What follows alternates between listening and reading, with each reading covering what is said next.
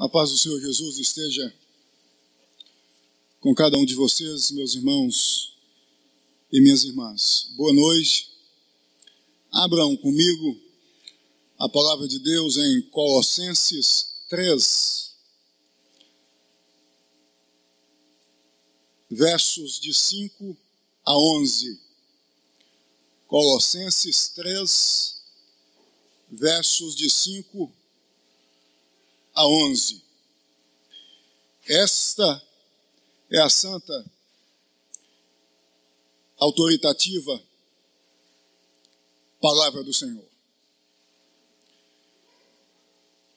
Colossenses 3, dos versos de 5 a 11.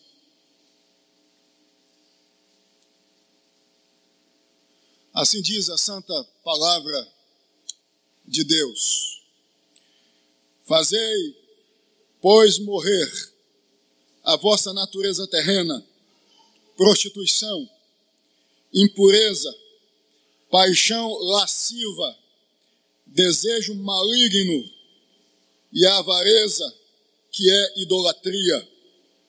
Por estas coisas é que vem a ira de Deus sobre os filhos da desobediência. Ora, nessas mesmas coisas andastes vós também, noutro tempo, quando vivieis nelas. Agora, porém, despojai-vos igualmente de tudo isto: ira, indignação, maldade, maledicência, linguagem obscena do vosso falar. Não mintais uns aos outros, uma vez que vos despistes do velho homem com os seus feitos, e vos revestistes do novo homem, que se faz para o pleno conhecimento, segundo a imagem daquele que o criou, no qual não pode haver grego nem judeu, circuncisão nem incircuncisão, bárbaro, cita, escravo, livre, porém Cristo é tudo em todos. Amém e amém. Deus, este é o momento em que ouvimos a voz do Senhor, as instruções do Senhor. Assim pedimos que tu possas, com poder, trazer palavras de edificação. Ó Deus, que a minha boca seja a sua boca neste momento.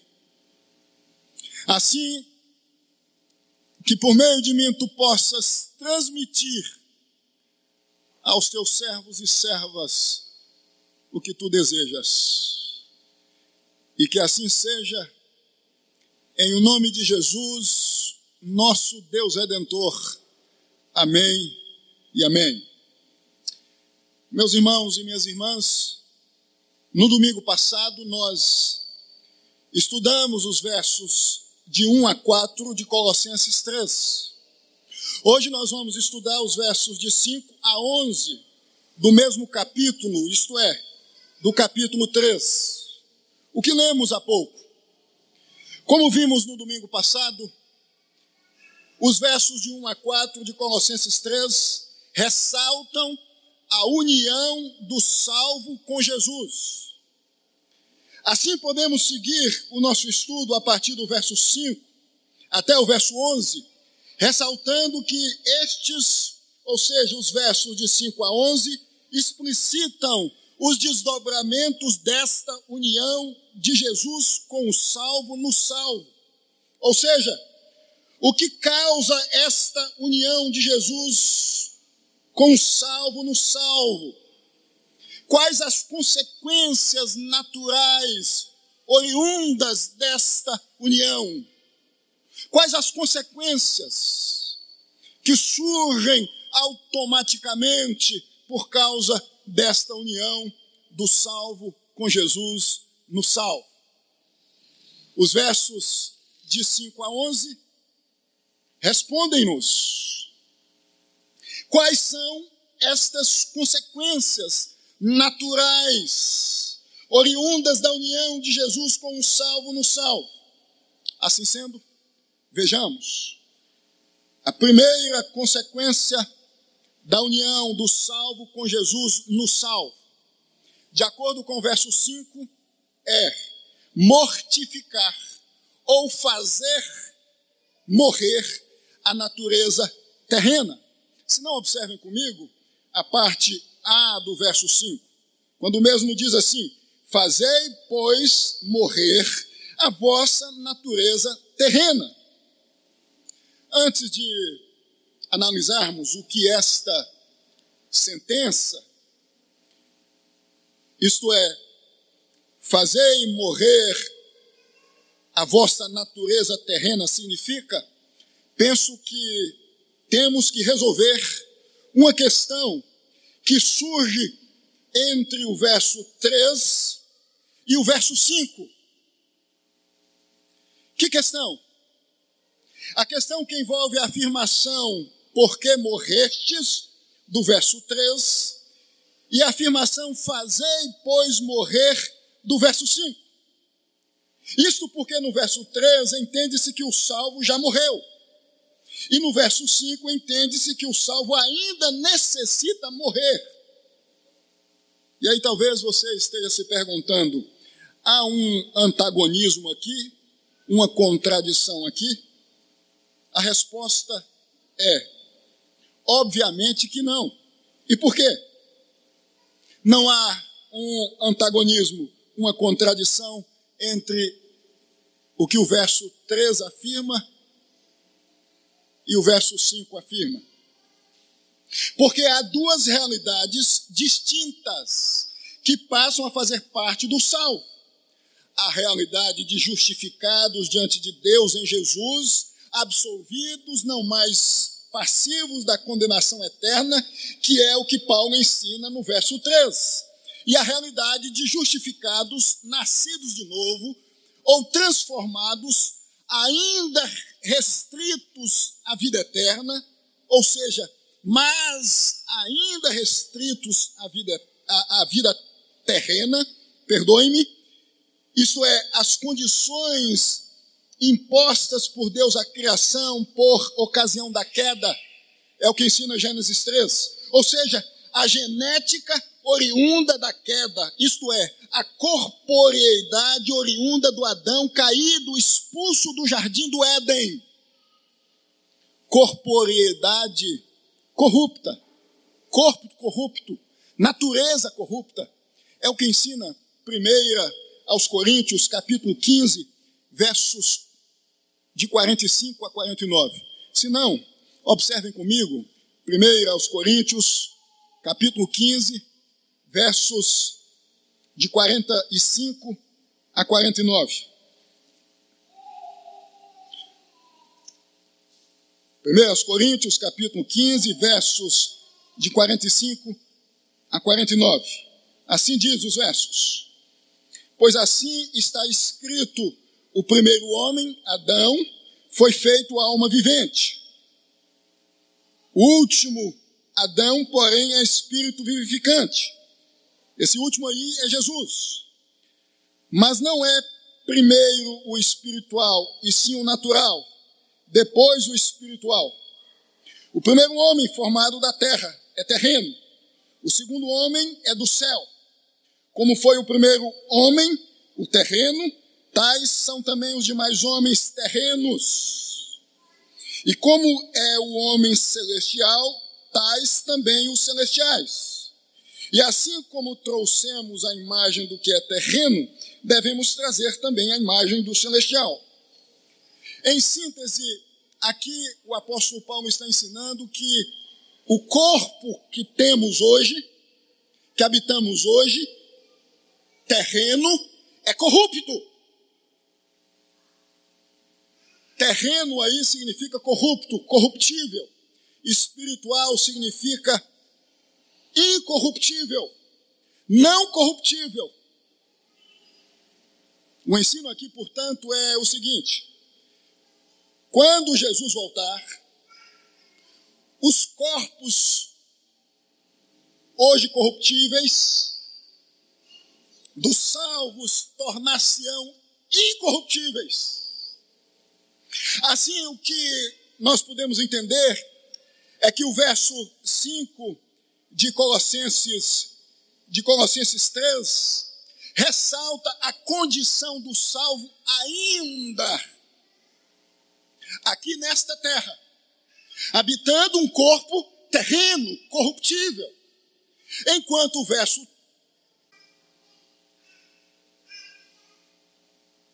3 ressalta a condição do salvo diante de Deus, de justificado diante de Deus, de absolvido diante de Deus. Assim sendo, nós podemos entender que não há contradição entre os versos 3 e 5 do capítulo 3.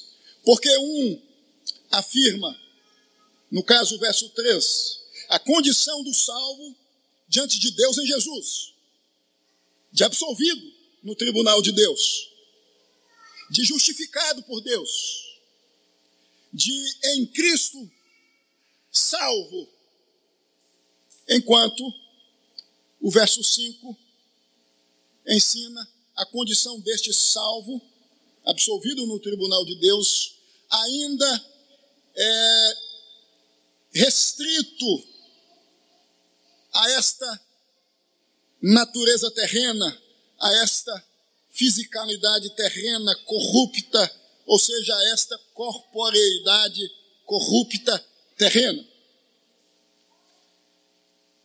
Assim, entendo que devemos ressaltar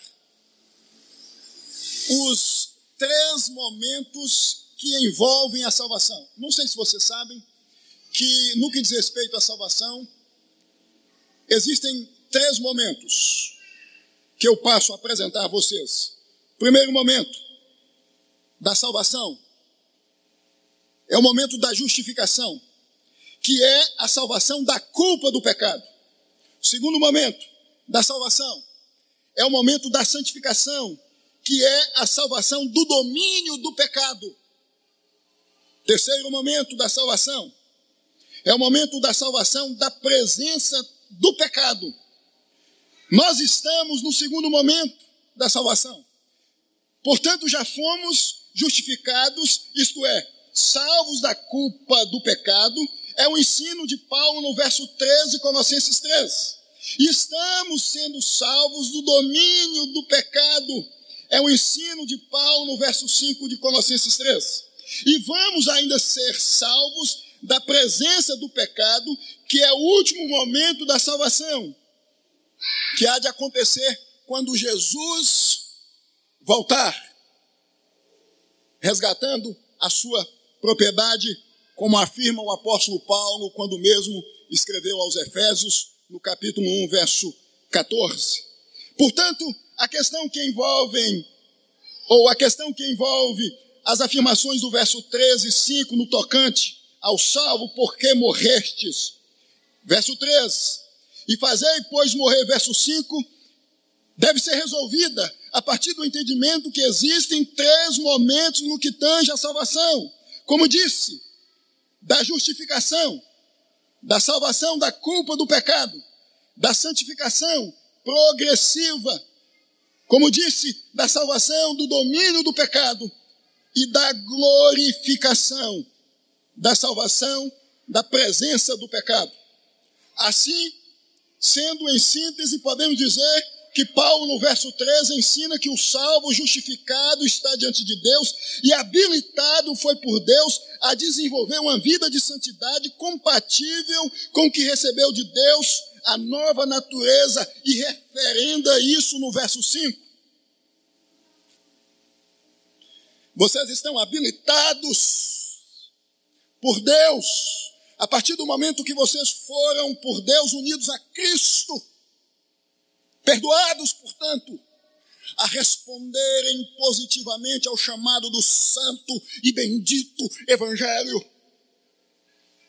Assim, estamos aptos a analisar a primeira consequência da união do salvo com Cristo, que é mortificar ou fazer morrer a natureza terrena. A sentença, meus irmãos e minhas irmãs, fazei, pois, morrer a vossa natureza terrena, do verso 5, parte A do verso 5, ensina algumas verdades acerca do salvo, ou seja, do indivíduo que foi unido a Jesus, que eu vou especificar por meio de alguns pontos, a saber, ponto 1, que existem partes dos salvos ou de nós que pertencem à terra. Vou repetir. Que existem partes dos salvos ou de nós que pertencem à terra. Isso porque a expressão natureza terrena significa exatamente isto. O termo natureza é literalmente membros ou partes do salvo, que pertencem à terra, que tem a ver com a existência corpórea do salvo, com a natureza física do salvo, quer seja anatômica, quer pertença aos seus apetites que podem se tornar instrumentos do mal. Instrumentos do mal. O termo natureza do verso 5, portanto, significa membros, partes do salvo. Ou como disse João Calvino, comentando este texto, vícios, pecados. Calvino entendeu, comentando Colossenses 3:5, portanto, que cabe aqui a figura de linguagem metonímia, que permite a mudança de nomes, natureza, membros para vícios. Eu entendo que são membros, vícios circunscritos ao mundo dos terrestres. É importante considerarmos também que existe um contraste entre o verso 2 e o verso 5. Coisas do alto versus coisa da terra. Ou seja, coisas santas espirituais versus coisas corruptas, contaminadas. Notem que no verso 2, o ensino é que o salvo unido a Jesus deve viver pensando nas coisas do alto, isto é, nas coisas espirituais. E no verso 5, este deve viver matando a sua natureza terrena. Há um contraste aqui entre o que é santo, não corrupto, coisas do alto, espirituais, e coisas corruptas. Coisas que têm a ver com a nossa condição de homem e de mulher descendentes de Adão. Assim, por conseguinte, podemos entender a designação natureza terrena como natureza corrupta. Se natureza no texto significa membros ou partes do corpo, vícios, como chamou Calvino, são partes do corpo, membros corruptos, que o verso 5 diz que devem ser mortificados, mortos, assassinados. Paulo, em sua carta aos Romanos, também ressalta isso. Em Romanos 8, verso 13, se não observem comigo, Romanos 8, verso 13. Romanos 8, verso 13.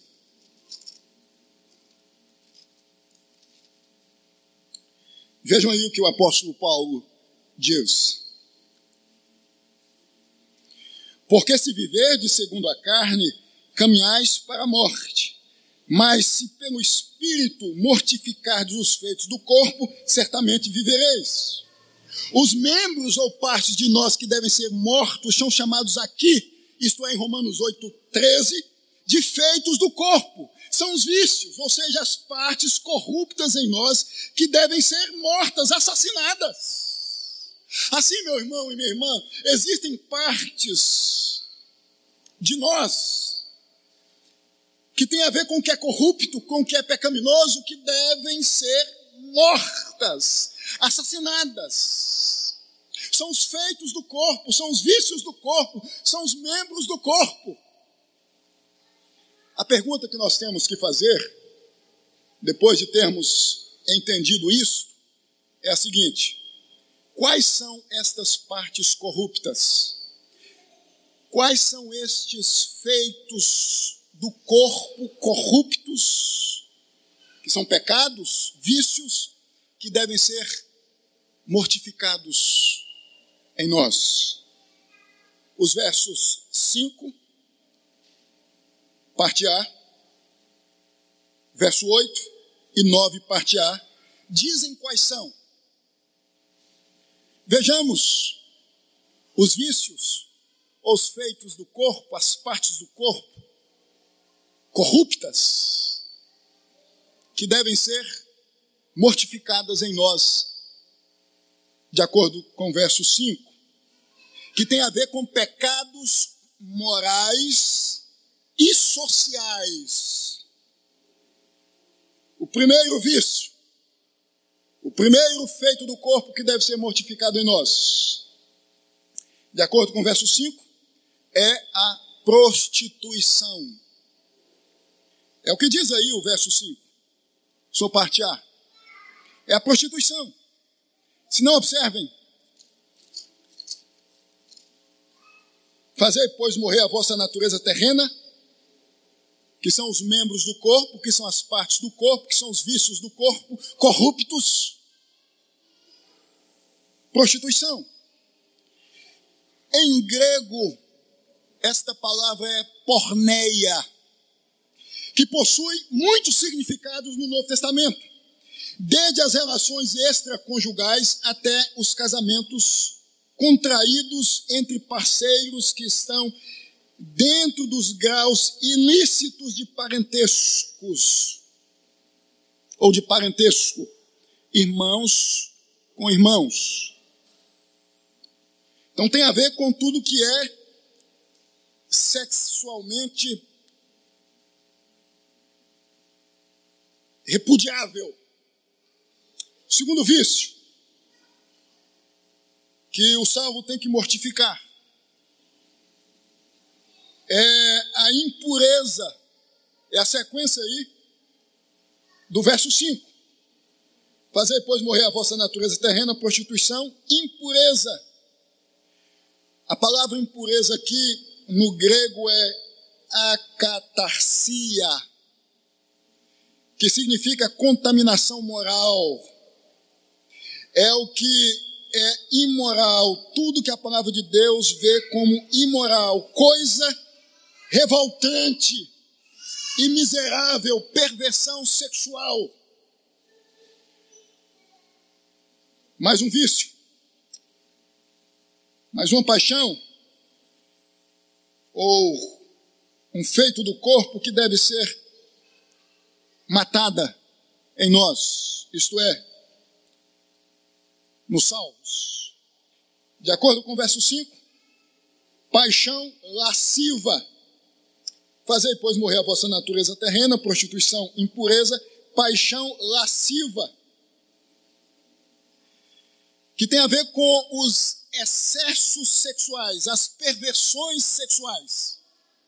A palavra paixão é a palavra grega pathos, que indica um impulso ou força que não descansa até ser satisfeito. É a paixão que conduz aos excessos sexuais, ou até mesmo às perversões sexuais. É o desejo por possuir sexualmente alguém, incontrolável, que só se descansa quando possui. Esses são os pecados morais. Agora nós vamos ver os pecados sociais, de acordo com o verso 5. Primeiro é desejo maligno. Vejam aí, depois de trazer quais são os pecados morais que têm a ver com as questões sexuais, que estão associados à vida sexual, o verso traz os pecados, os vícios as partes corruptas do corpo que tem a ver com pecados sociais. Desejo maligno. O que significa esta expressão? Todos os maus desejos. A palavra desejo em grego aqui é epitomia, que pode ser santo ou pecaminoso. Então, existe um desejo em nós que pode ser santo ou que pode ser pecaminoso. É o desejo do mal, que é o pecaminoso. É o desejo de ver as pessoas que vivem em nossa volta, que convivem conosco, em má situação. É o desejo de ver o outro, o não nós, vivendo uma vida miserável, complicada. É o desejo de ver o outro sendo pisoteado na vida, de ver o outro não tendo sucesso na vida. É um pecado social. O segundo pecado social, que tem a ver com a questão social, com os relacionamentos, portanto, assim sendo com as nossas interações na ambiência social em que estamos inseridos, de acordo com o verso 5, é a avareza. O significado de avareza aí é insaciabilidade. A palavra grega é pneonexia. É o desejo de ter mais e mais e mais e mais e nunca se saciar. Pneonexia significa insaciabilidade. A pessoa que busca ter bens, propriedades na vida, e quanto mais tem, mais quer. Quanto mais conquista, socialmente falando, mais deseja conquistar, porque é um desejo insaciável. E aí o verso 5 conclui acerca dos pecados morais e dos pecados sociais, dizendo que tudo isto é idolatria. Vejam, fazei, pois, morrer a vossa natureza terrena, prostituição, impureza, paixão lasciva, desejo maligno e avareza, que é a idolatria. O saudoso Russell Shedd, pastor batista, que foi muito usado por Deus em nosso país, afirmou o seguinte: todo pecado é basicamente egoísta, exige adoração de si mesmo, em vez de Deus. Todo pecado é idolatria. Todo pecado é egoísta, de acordo com o Russell Shedd, que faz tal afirmação acertadamente. Passemos então, depois de termos visto os vícios, as partes do corpo corruptas que o salvo deve matar em si, a analisarmos os vícios do verso 8. Enquanto no verso 5 nós vimos que estes pecados têm a ver com as questões morais e sociais, no verso 8, os pecados, os vícios apresentados por Paulo estão associados ao temperamento e à língua. Vejam aí o verso 8. Primeiro vício. Primeira parte do corpo que deve ser matada, assassinada em nós, é a ira. Ele diz assim: agora, porém, despojai-vos igualmente de tudo isto. Ira é um pecado associado ao temperamento. A palavra grega aí para ira é thumos. E aí o segundo, seguindo aí a sequência, indignação, maldade. Ira e indignação podem ser postas juntas, já que ambas referem à explosão de um mau gênio humano que destrói a harmonia dos relacionamentos. Tem a ver com pecados de temperamentos, ou de temperamento. É aquela pessoa que age movida por esse sentimento, por essa ira, por essa indignação, e passa por cima de tudo que está diante de si. É a pessoa que não é controlada no que diz respeito ao seu temperamento pelo Espírito Santo. A palavra maldade, aí do verso 8, é a palavra grega kakian, que refere-se à natureza viciosa, que se inclina a fazer o mal para os outros. É o sentimento cujo desígnio é fazer o mal contra o outro. Só pensa em fazer o mal contra o outro. É aquele sentimento que só deseja fazer o mal contra o outro. É aquele sentimento que, quando enxerga o outro, quer se insurgir contra o outro, quer fazer o mal contra o outro. É um temperamento, portanto, não controlado pelo Espírito Santo, e por isso age sob os efeitos da ira, sob os efeitos da indignação, sob os efeitos da maldade.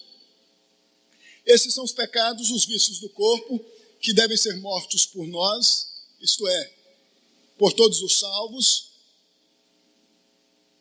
que tem a ver com o nosso temperamento. Mas aí o verso 8 ainda apresenta os pecados ou os vícios, ou as partes do corpo corruptas, que tem a ver com a língua. Vejam aí, verso 8. Parte B, ira, indignação, maldade, maledicência, linguagem obscena do vosso falar.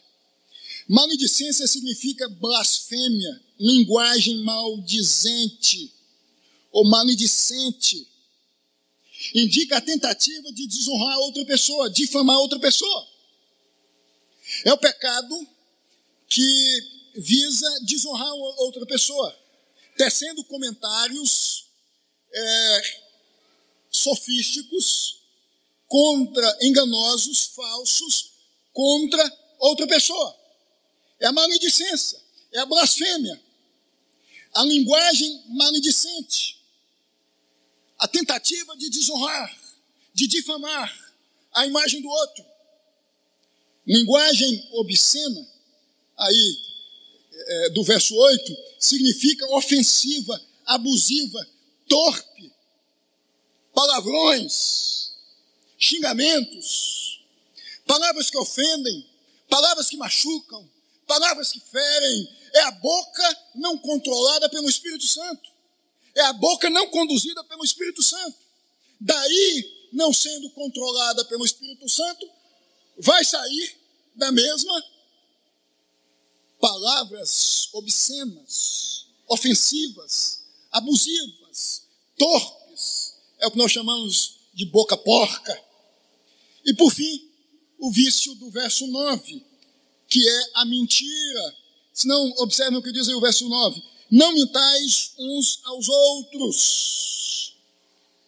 Significa aí a ausência de verdade.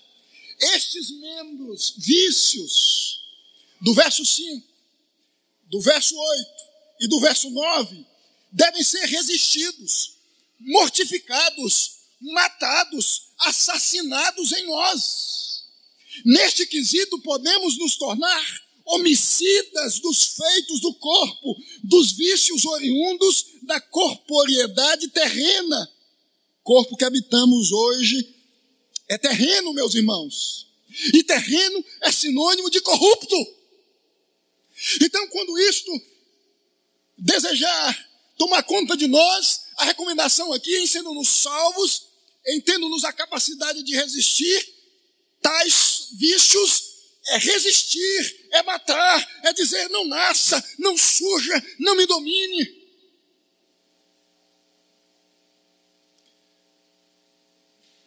Resistir, mortificar a nossa natureza terrena, as partes de nós corruptas, os vícios, que tem a ver com questões morais, que tem a ver com questões sociais, que tem a ver com questões que envolvem o nosso temperamento, a nossa boca.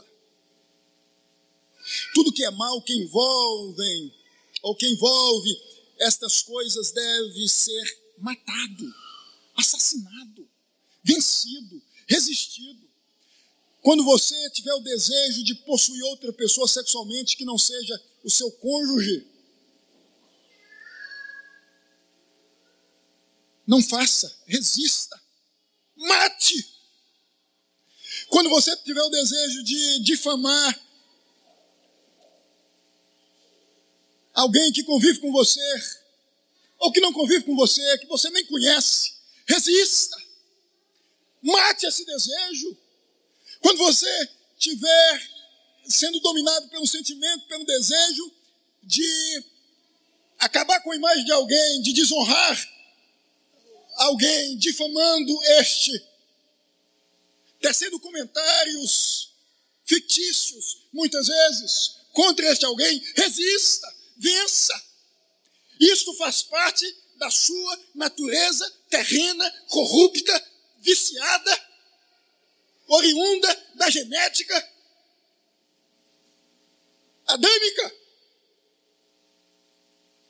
Isso tem a ver com o que é daqui, com o que é da terra, e não com o que é do céu. Portanto, tem a ver com o que é corrupto, com o que é pecaminoso, com o que foi manchado pelo pecado por conta da queda. Resista. Esta é a primeira consequência da união de Jesus com o salvo no salvo. Mortificar ou fazer morrer a sua natureza terrena. Mas ainda, nós podemos ressaltar, tendo em vista a afirmação do verso 5, que é a primeira consequência da união de Jesus com o salvo no salvo, que é fazer morrer a natureza terrena ou mortificar as partes do corpo, como acabei de ressaltar, que tem a ver com o que é viciado, com o que é corrupto. Este é o primeiro ponto que nós devemos considerar a partir da sentença: fazei, pois, morrer a vossa natureza terrena, corrupta. O segundo ponto, ou verdade, que a sentença fazei, pois, morrer a vossa natureza terrena, que está no verso 5, ensina, é que o ato de mortificar a natureza, membros, partes do corpo ou vício, terrena, corrupta, é contínuo, já que o termo grego necrosater, traduzido no verso 5 por morrer, está no aoristo imperfeito ativo, que é um tempo na língua grega que indica uma ação que se deu no passado com efeitos presentes contínuos.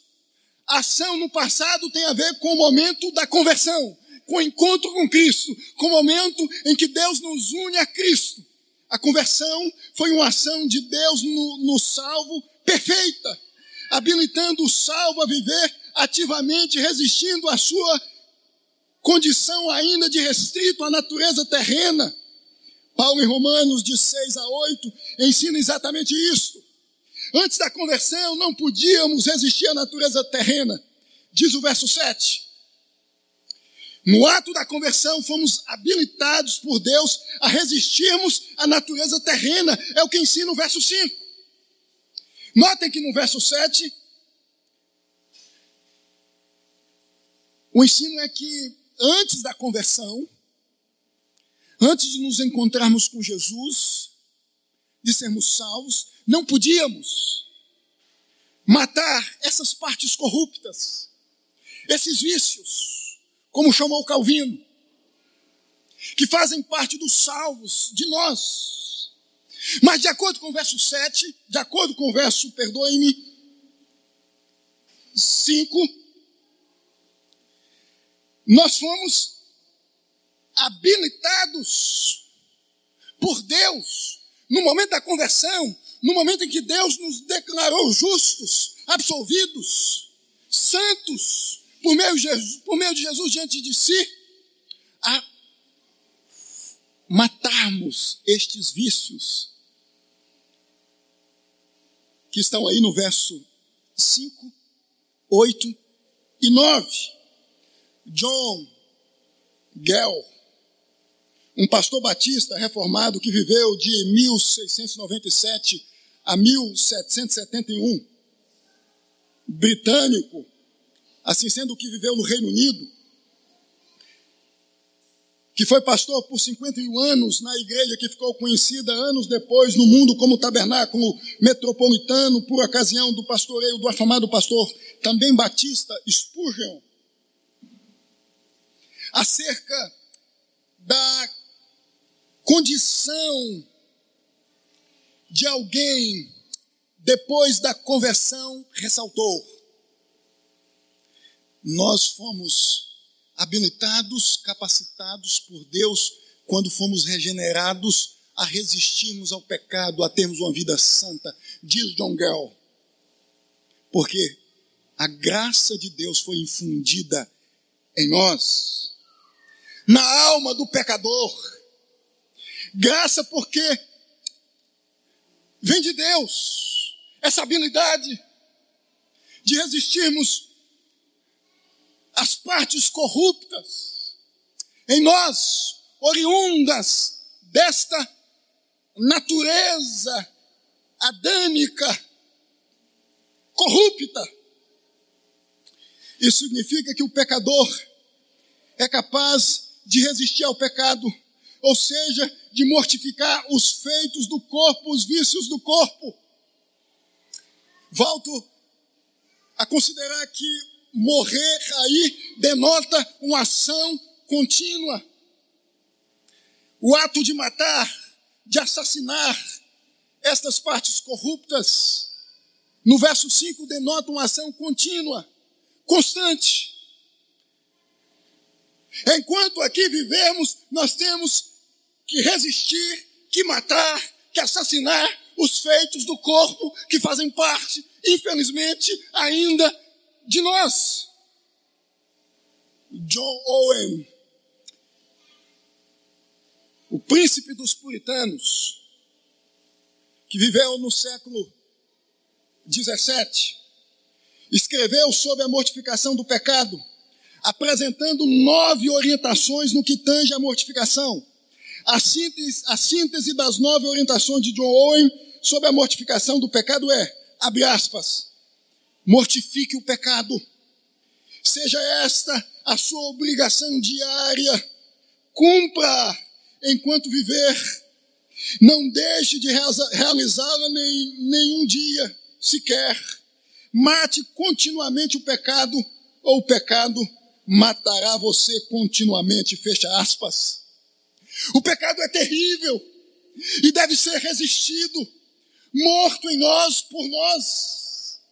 Samuel Bolton, que viveu de 1606 a 1657, um dos membros da Assembleia de Westminster, acerca do pecado disse, abre aspas, o pecado é, e o povo de Deus entende que o seja, o mal sem par no mundo, fecha aspas. Este mal sem par no mundo deve ser resistido, morto chamado pecado. O cristão é chamado a ser um serial killer dos vícios do corpo, das paixões carnais, descritas nos versos 5, 8 e 9, assassinos constantes das paixões da carne, ou seja, da natureza terrena. Você e eu, nós somos chamados a matar esse mal, que muitas vezes tenta tomar conta de nós, chamado pecado, continuamente. Assim podemos ser considerados serial killers dos feitos do corpo, assassinos em série dos vícios, dos membros, das partes do corpo, que fazem parte de nós, corruptos ou corruptas. A segunda consequência da união do salvo com Cristo, no salvo, é mudança de caráter. É o que dizem aí os versos 7 e 8. O que significa mudança de caráter? É mudança na maneira de agir e reagir na vida. Nova maneira de agir e reagir na vida. Observem o que dizem aí os versos 7 e 8. Ora, nessas mesmas coisas andastes vós também no outro tempo, quando vivieis nelas. Está se referindo aos vícios aí do verso 5. Agora, porém, despojai-vos igualmente de tudo isto: ira, indignação, maldade, maledicência, linguagem obscena do vosso falar. Notem que os versos 7 e 8 trazem um arquétipo padrão de vida comportamental anterior à união com Jesus, anterior à conversão, à salvação. Verso 7. E um arquétipo padrão de vida comportamental oriundo da união com Cristo, da conversão, da salvação, do encontro com Jesus. Verso 8. Então, no verso 8, nós temos um padrão, um arquétipo de vida comportamental de antes da conversão. Uma maneira de agir e de reagir na vida. Um caráter de antes da conversão. E no verso 8, nós temos uma maneira de agir que é despir-se das coisas corruptas, que tem a ver com o pós-conversão, com a união do salvo com Jesus. A expressão noutro tempo do verso 7 indica um estilo de vida, um caráter anterior à conversão, ou seja, um modo de agir e reagir na vida anterior à conversão. Já a expressão agora, que tem a ver com o presente, do verso 8, indica um estilo de vida, um caráter oriundo do encontro com Jesus. As expressões andeis e viveis, do verso 7, velho homem, do verso 9, e novo homem, do verso 10, indicam um modo de vida passado e presente. O verbo andar e viver, do verso 7, aqui no texto não são sinônimos. Em outros textos, andar e viver são termos sinônimos, mas aqui não. Por quê? Porque andar tem a ver com vida comportamental. Tem a ver com vida comportamental. Tem a ver com o que se faz no que diz respeito à vida comportamental na vida. E viver tem a ver com disposição. Então aí tem duas coisas no que diz respeito ao verbo andar e viver. A primeira tem a ver com comportamento, com atitude, vida externa. E a segunda tem a ver com a interioridade, com a disposição, vinculados a Jesus. É o externo e o interno unidos no que diz respeito aos salvos a Jesus. É a vida comportamental, a vida externa, o que pode ser visto, o que pode ser percebido, e a vida interna, a disposição, a interioridade, o que não pode ser visto por nós, mas por Deus pode, no salvo, unidos a Jesus, aos pés de Jesus, vivendo diante de Jesus, sujeitos a Jesus. As expressões velho homem e novo homem têm a ver com o homem em Adão, com a condição ainda de vida externa, ou seja, comportamental, e interna, disposição corrupta. E Jesus, novo homem, tem a ver com conversão, com a mudança de vida, com a mudança de caráter, com a nova maneira de agir, de lidar com as questões que surgem diante de nós na vida. Isso está mais explícito em Romanos 5, verso 12. Então, se despir do velho homem com os seus feitos, com os seus vícios, expressão da parte B do verso 9, é se revestir do novo homem para o pleno conhecimento, segundo a imagem daquele que o criou, é se vestir de Cristo, é estar cheio de Cristo, é ser conduzido por Cristo, é andar de acordo com Cristo. Se despir do que ainda é corrupto em nós, é a ideia de ficar nu, ou seja, sem as vestes corruptas que conduzem ao pecado. Verso 9, e se revestir, vestir uma nova roupa, um novo caráter. A ideia aí é de tirar uma roupa velha e pôr uma roupa nova, que tem a ver com vida, que tem a ver com comportamento, que tem a ver com as questões internas, com o que nós visibilizamos, com o que nós externamos aos homens. E tem a ver também com a questão interna, com a interioridade, com o que Deus vê dentro de nós.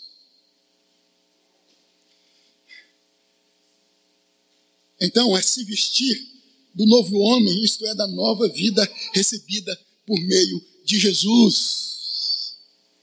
Assim, significa estarmos mais cheios da nova vida, do que tem a ver com as coisas do alto, do que tem a ver com o que é santo, do que não é impuro, do que não é corruptível. A salvação, quando ocorre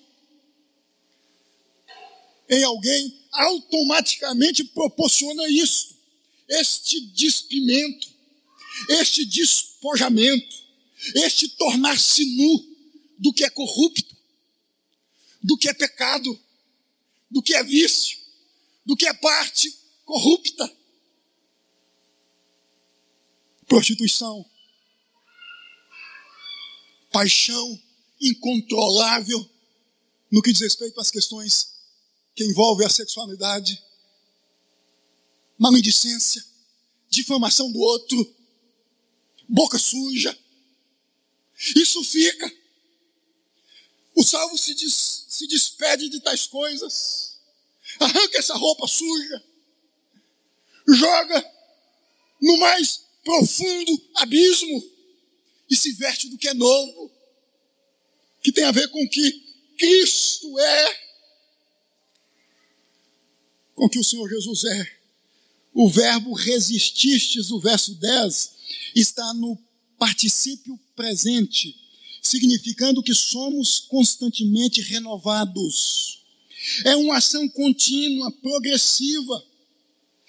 Esse é o significado do verbo resististes no particípio presente.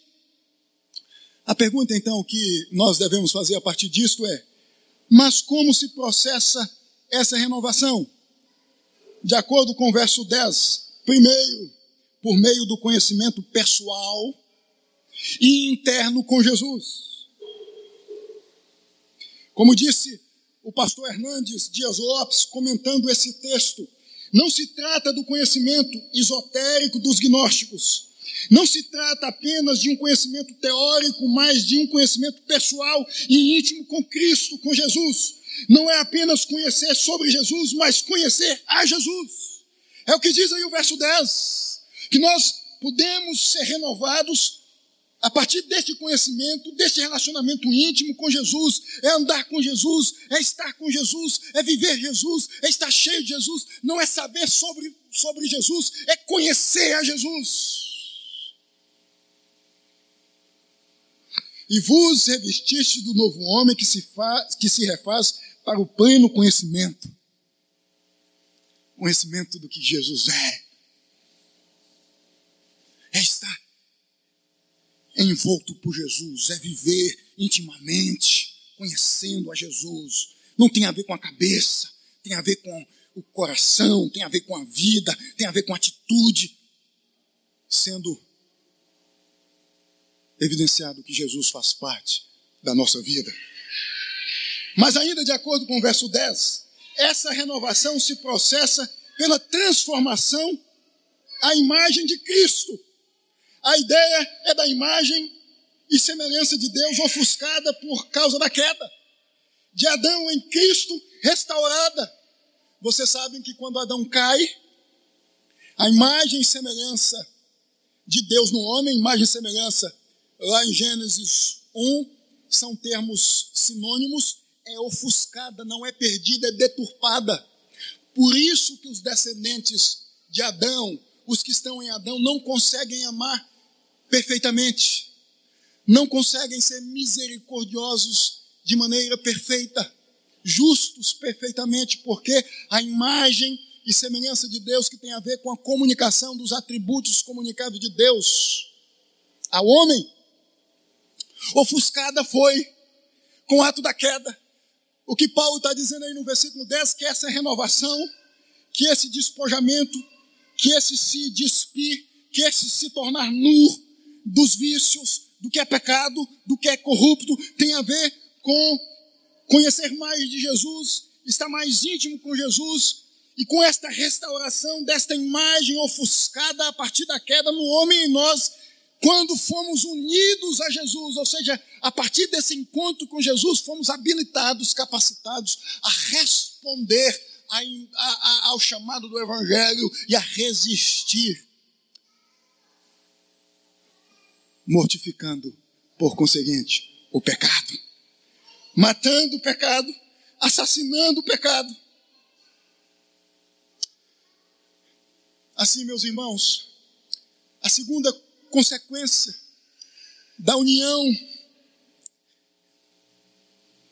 do salvo com Jesus, que nós chamamos de união mística, é mudança de caráter, que tem a ver, como disse, com a maneira de agir e reagir na vida.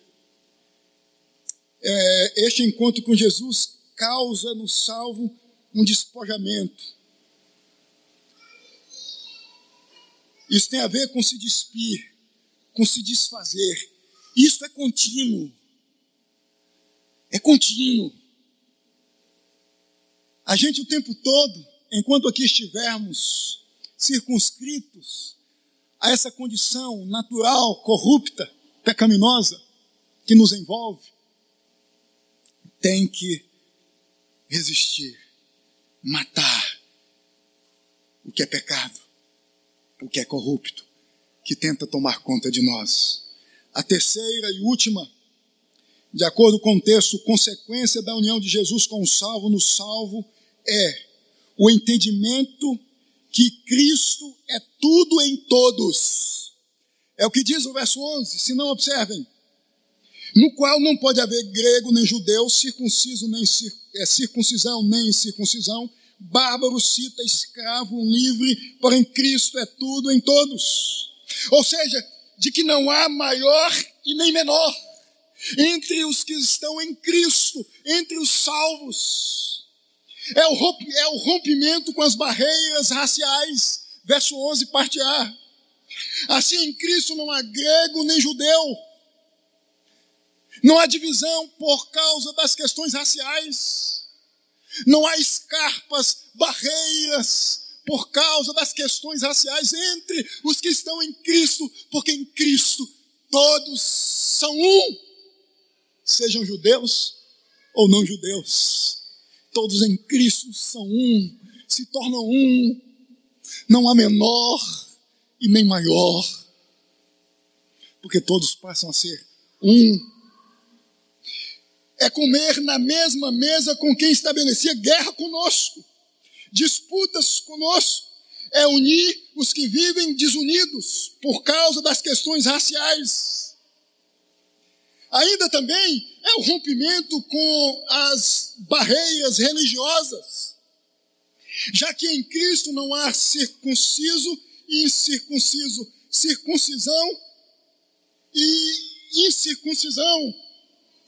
É o rompimento com as barreiras religiosas, ou de uma religiosidade sem vida, oca, vazia, que só ressalta os ritos, os costumes, mas se esquece de viver internamente, de acordo com Jesus, de se sujeitar internamente e externamente a Jesus, e não aos ritos, e não às cerimônias.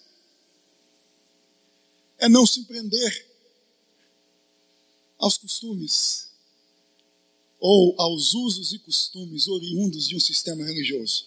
Porque circuncisão e incircuncisão aqui tem a ver com isto.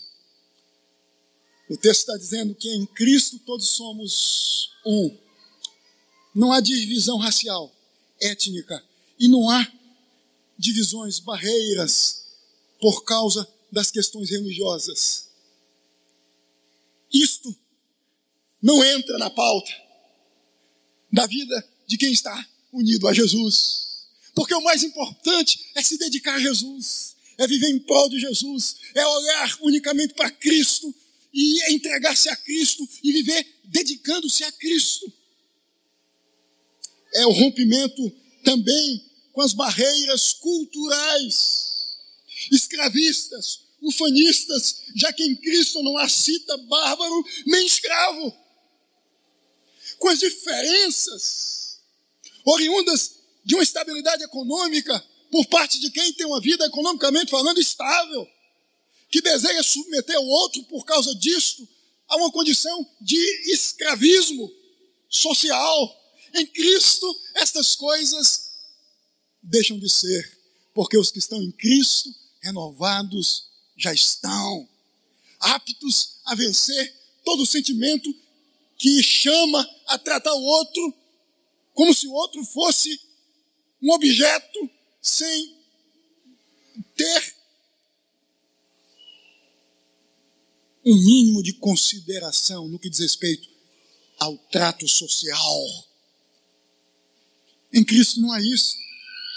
Irmãos, eu concluo esta mensagem destacando porque devemos mortificar a nossa natureza terrena, corrupta, os vícios, as partes corruptas existentes em nós, descritas aí no verso 5, no verso 8 e verso 9.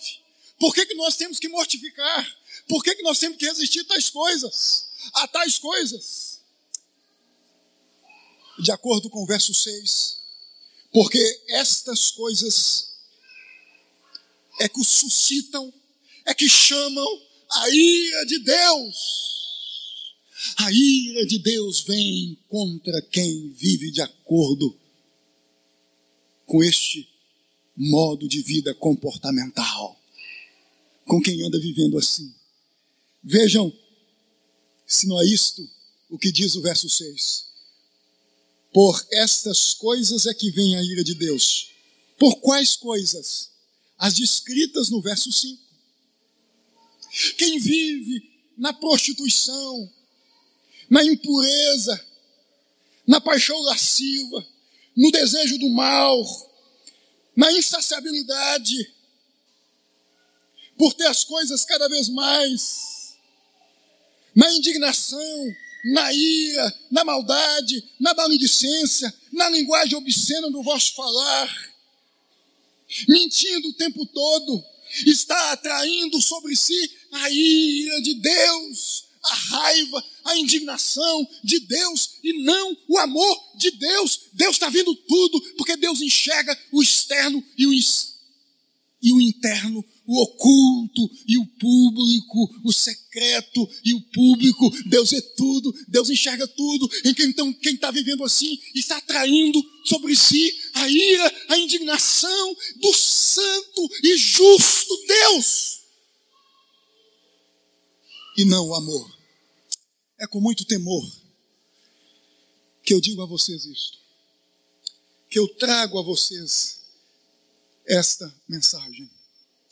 Que nós possamos, em nome de Jesus, meus irmãos e minhas irmãs, nos pormos diante de Deus e pedirmos: Deus, nós já estamos habilitados a resistirmos a estas partes